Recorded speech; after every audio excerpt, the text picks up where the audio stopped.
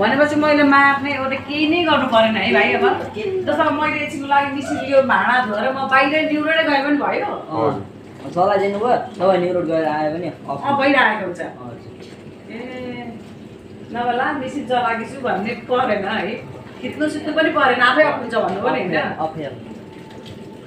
अहिले थाहा हुन्छ नि अप्रिन्छ त्यो साथमा पानी त पुगेर हो त रहेछ त त्यो त मैले ड्रेन अपलोड गर्छु लागि चाहिँ 11 मिनेटमा चाहिँ के धुनु 11 मिनेटमा त खास खास काट्नु हुँदैन होला धुने भन्दा नि यसमा चाहिँ भिजाएर राख्ने हुन्छ नि 11 मा चाहिँ